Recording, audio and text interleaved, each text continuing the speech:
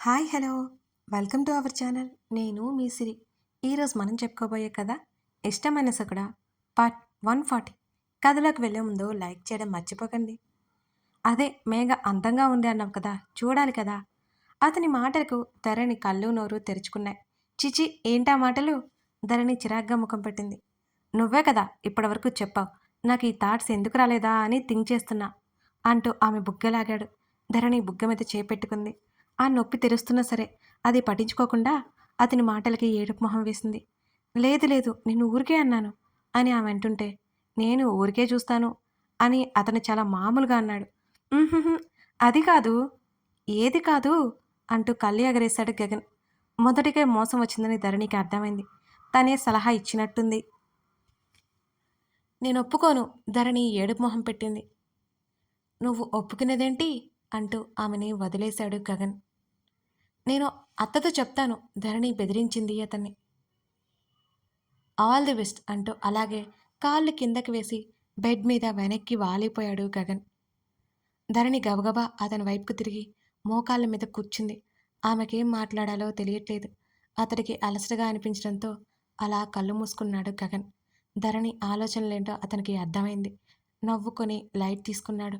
ఆమె ఆలోచనలో తన మీద పిచ్చి ప్రేమే కనబడుతోంది అతనికి. బావా పిలుస్తూ నెమ్మదిగా అతని ముఖంలోకి చూస్తుంది. "ఉమ్" అతను కళ్ళు మూసుకునే బదులిచ్చాడు. నోరు ఊరుకోక ఏదో వాగాను అంది ధరణి అతని ముఖంలోకి పట్టి చూస్తూ. ఒప్పుకుంటానులే అని అటువైపుకు తిరిగిపోయాడు అతను. అదేంటి ఇలా అయింది? తనే లేనిపోని ఆలోచనలు అతనికి కలిగిస్తుందా? ధరణికి కంగారేస్తుంది. నెమ్మదిగా అతని వెనక చేరి హత్తుకుని వెనక నుంచి బావా అంటూ అతని చెవి దగ్గర పిలిచింది. ఆమె చేతులు అతని ఛాతీ మీదకు చేరాయి. ఏంటి? ఆమె చేతి మీద చేయి వేస్తూ అడిగాడు అతను. ఆమె కాస్త పైకి లేచి, ఇంకోసారి ఇలా మాట్లాడను అతని గరుకు చెంప మీద గడ్డవానించింది. ఇలా అంటే ఎలా? అతను అడిగాడు. నిద్రలేక అతనికి మరింత అలసటగా అనిపిస్తోంది. ధరణి ఆలోచిస్తోంది.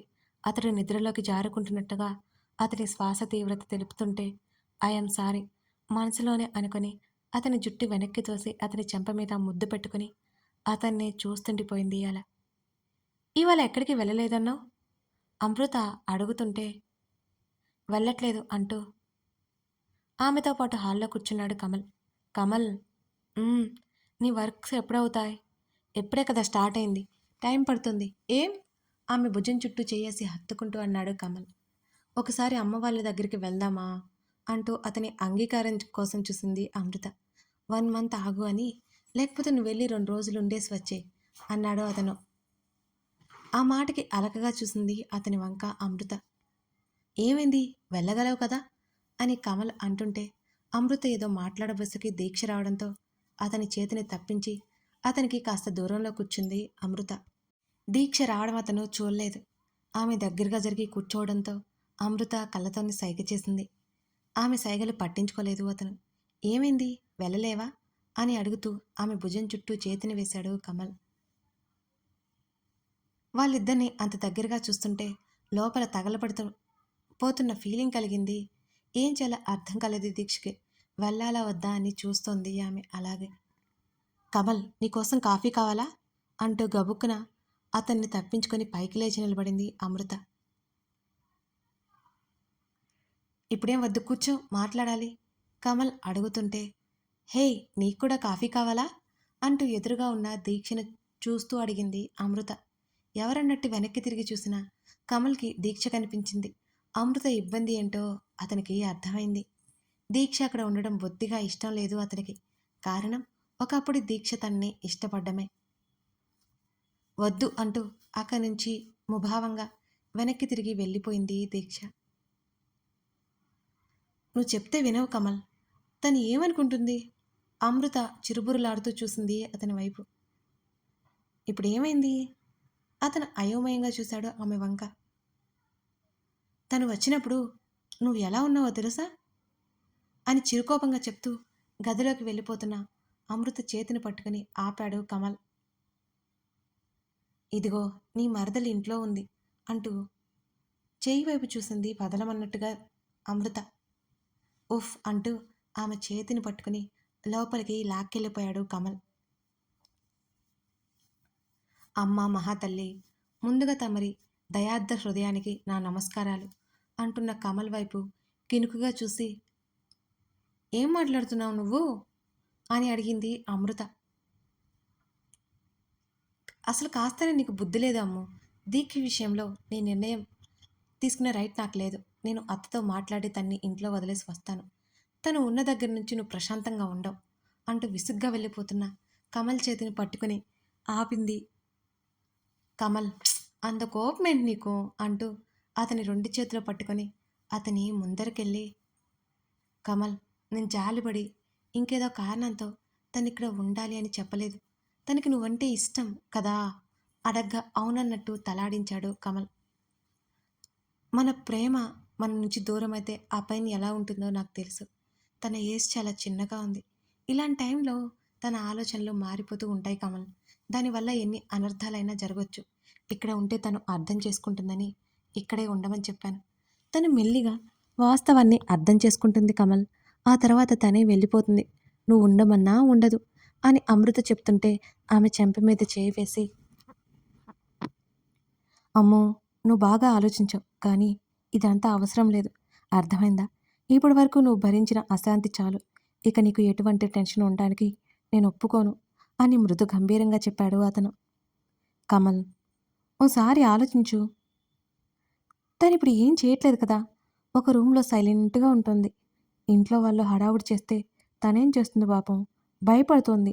ప్లీజ్ అర్థం చేసుకో. ఎంతైనా నువ్వు ఈ పొజిషన్లో ఉండడానికి కారణం వాళ్ళ మమ్మీనే కదా అంటుంటే కమల్ మాట్లాడలేకపోయాడు. ఆమెను హత్తుకున్నాడు. మా అమ్మ ఉంటే చాలా బాగుండేది అమ్ము. నిన్ను చూపించేవాణ్ణి. మనకంటూ ఒకరు ఉండేవారు. మనతోనే ఉండేది అని చిన్నగా నవ్వాడు కమల్. తెచ్చేసుకుందాం త్వరలో. ఆమె మాటలు కమల్కి అర్థం కాలేదు. అతను అడగబోయేలోపు, సరే తనతో నేనొకసారి మాట్లాడతాను. మనం ఇలా ఉంటే తను ఒక్కటి గదిలో ఉంటే బాగోదు కదా అని అమృత అంటుంటే, సరే నాకు చిన్న పని పడింది. చూసుకుని వస్తా వెంటనే అని ఆమె తల మీద ముద్దు పెట్టుకుని వదిలి వెళ్ళిపోయాడు కమల్. ఆ రోజు దీక్ష కోసం చూసిన అమృతకి గది నుంచి బయటికి రాలేదు దీక్ష. మరునాడు ఉదయం, అత్త, ఏంటి హడావుడిగా ఉంది? హాల్లో వర్కర్స్ చేత పని పురమాయిస్తున్న మాలవిక దగ్గరకు వచ్చింది ధరణి. పార్వతమ్మ హడావుడిగా ఉంది. వర్ష మౌనంగా కూర్చుని ఉంది. మాధవి వర్షతో ఏదో మాట్లాడుతోంది. ఇవాళ ఆదిత్య అతని ఫ్యామిలీ వస్తున్నారు పెళ్లి గురించి మాట్లాడడానికి అని అంది మాలవిక. అవునా, మరి బావ వెళ్ళిపోయాడుగా అంది ధరణి.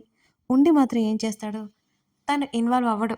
నువ్వు వెళ్ళి వర్ష రెడీ అవడంలో హెల్ప్ చేయి అని మాలవిక చెప్పడంతో ధరణి వర్ష దగ్గరికి వెళ్ళింది. వర్ష పద, నిన్ను రెడీ అవ్వమని అత్త చెప్పింది అని అంది ధరణి. పక్కనే ఉన్న మాధవి ముఖం చిట్లించింది. వర్ష మౌనంగా లేచి వెళ్ళింది. నా కూతురి మీద లేనిపోని ప్రేమలు చూపించకండి.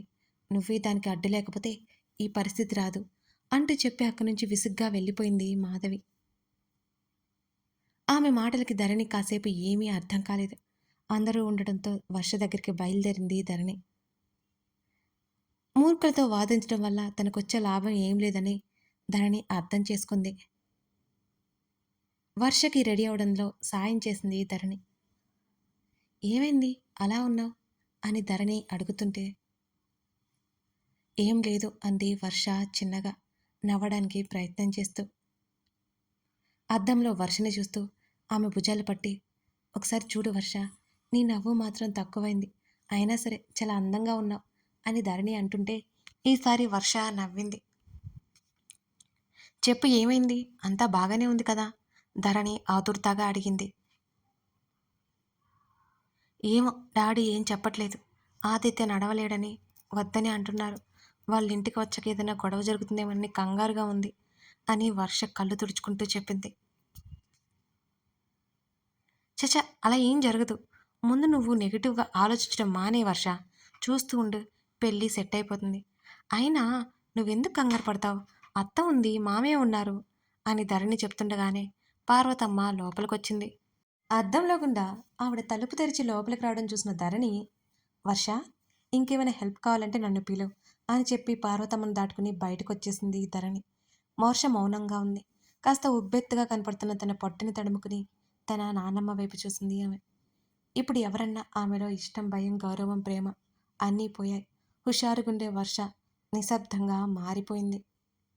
బయటికి వెళ్ళిన ధరణి వెంటనే లోపలికి వచ్చి, వర్ష వాళ్ళు వచ్చేశారు అని చెప్పి మళ్ళీ బయటికి వెళ్ళిపోయింది. వర్ష ఆ అబ్బాయికి కాళ్ళు లేవట పార్వతమ్మ కంగారుగా చెప్పింది. ఆమె వైపు ఒక్కసారిగా సీరియస్గా చూసింది వర్ష. నానమ్మ, కాళ్ళు లేవు కాదు, నడవలేదు అంతే, త్వరలో నడుస్తాడు ఏడు బాపుకుంటూ కోపంగా చెప్పింది. అది కాదే, ఒకసారి ఆలోచించు. ప్లీజ్ నానమ్మ, ఇంకేం చెప్పకో. ఇప్పుడు నాకు ఓపిక లేదు నానమ్మ, ఓపిక లేదు. విసిగిపోయాను మీ అందరితో అంటూ తనే నెమ్మదిగా లేచి బయటకొచ్చింది వర్ష. కళ్ళు తుడుచుకొని హాల్లోకి వచ్చేసింది. అందరూ సోఫాలో కూర్చుంటే పక్కనే ఉన్న వీల్ చైర్లో కూర్చున్న ఆదిత్యని చూస్తుంటే ఆమె మనసంతా మెలిపెట్టినట్టుగా ఉంది. జానకి జయరాంకి నమస్కారం పెట్టి తన తండ్రి పిలుస్తుంటే తండ్రి పక్కన కూర్చుంది వర్ష. ఎవరు ఏం మాట్లాడుకోవడం లేదు. మాలవిక వెనకే నిలబడి మౌనంగా ఉంది ధరణి. వాళ్ళంతా హర్ష తల్లిదండ్రులని ధరణికి తప్ప అందరికీ తెలుసు. కానీ అది సమయం సందర్భం కాదు కాబట్టి ఎవరు ఆ విషయం గురించి మాట్లాడలేదు. ప్రకాష్ కాస్త చొరవ చేసుకుని, మీరు సరేనంటే పంతులు గారు ముహూర్తం పెడతారు అని అనడంతో, మాకేం అభ్యంతరం లేదు ప్రకాష్ అని అన్నాడు జయరాం. అందరి చూపులు వర్ష తండ్రి మీద ఉన్నాయి. మాకు కూడా అభ్యంతరం లేదు బావా, పిల్లలు కోరుకుంటున్నట్టుగా త్వరగానే ముహూర్తాలు పెట్టించండి అని అన్నాడు రవీంద్ర కూడా. ఆయన మాటల్లో కూతురి గురించిన దిగులు స్పష్టంగా కనబడుతోంది. మాధవి ఆదిత్యను అతని తల్లిదండ్రులను పరీక్షగా గమనిస్తోంది. కాలు లేని వాడికి తన కూతుర్నిచ్చి పెళ్లి చేయాలంటే ఆమెకి ఇష్టం లేదు అసలు. మరొకటి, వాళ్ళు ఆస్తిపరులు. తన ఇష్టం చెల్లదని మౌనంగా ఉంది మాధవి. డైరెక్ట్గా పెళ్లికి ముహూర్తాలు పెట్టేసుకున్నారు. అందరూ ఆ విషయం గురించి మాట్లాడుకుంటున్నారు. మేము గుళ్ళో పెళ్లి చేసుకుంటాంటాడే అంటున్న ఆదిత్య మాటలకు అందరూ షాక్ అయ్యారు. ఆది జానకి వారించింది. అలా ఎలా కుదురుతుంది? ఒకగానొక కొడుకు, ఒకగానొక కూతురు మాకు అని మాధవి ఇష్టం లేనట్టు చెప్పింది. అది నా నిర్ణయం మమ్మీ అంటున్న వర్ష మాటలకి అందరూ ఆమె వైపు చూశారు. ఎందుకే గుళ్ళో ఒకగానొక కూతురివి, నీ పెళ్లి ఘనంగా జరిపించాలని మాకుండదా? మాధవి మాట్లాడుతుంటే తన తల్లి మాటల మధ్య ఆదిత్యను గాని అతని కుటుంబాన్ని గాని ఏమంటుందా అని కంగారుగా ఉంది వర్షలో. మమ్మీ, నాకు ఇష్టం లేదు అని జయరాం వైపు చూస్తూ, అంకుల్ ప్లీజ్ అర్థం చేసుకోండి. వర్ష ఇంకేం అడగకుండానే మీ ఇష్టం అనేశాడాయన. వెంటనే తండ్రి వైపు తిరిగి, ప్లీజ్ డాడీ అని దీనంగా చూస్తుంటే ఆయనకి ఎంతో కష్టంగా అనిపించింది కూతుర్ని చూస్తుంటే. అసలు ఇలాంటి పరిస్థితి తన కూతురికి ఎందుకు వచ్చింది? ఆదిత్య వాళ్ళు ఎక్కువసేపు అక్కడ ఉండలేదు. పెళ్లి ముహూర్తం మాట్లాడుకుని తాంబూలం ఇచ్చిపుచ్చుకొని అక్కడి నుంచి వెళ్ళిపోయారు వాళ్ళు. వర్షకి కాస్త భారం దిగినట్టుగానే ఉంది. ఆదిత్య కాల్ చేస్తున్నాడు. వర్షకి లిఫ్ట్ చేయాలనిపించలేదు. తర్వాత కాల్ చేస్తా అని మెసేజ్ పెట్టి పడుకుని పోయింది నీరసంగా అనిపిస్తుంటే. సాయంత్రమైంది. మాలవిక ఒడిలో తలపెట్టుకుని పడుకుంది ధరణి. ఏమైంది? దిగులుగా ఉన్న కోడల్ని చూస్తూ అడిగింది మాలవిక. ఏంటా అత్త, ఎందుకో అందరికీ ఇలాగే జరుగుతుంది. అన్నీ బాగున్నాయనుకుంటే ఏంటిది అని అంది ధరణి. ఇప్పుడు నీకు వచ్చినంత బాధ ఏంటో మాలవిక కాస్త నవ్వుతూ అడిగింది. ఒకవైపు వర్ష పరిస్థితి ఏమో అలా ఉంది.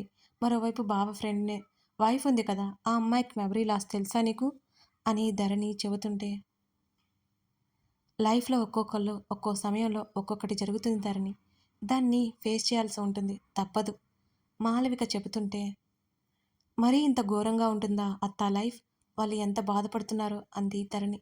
అవన్నీ మనసులో పెట్టుకోవద్దే. నువ్వసలు నువ్వెందుకు ఇంట్లో ఉంటున్నావు? మాలవిక ధరణి చెంప తట్టి అడిగింది.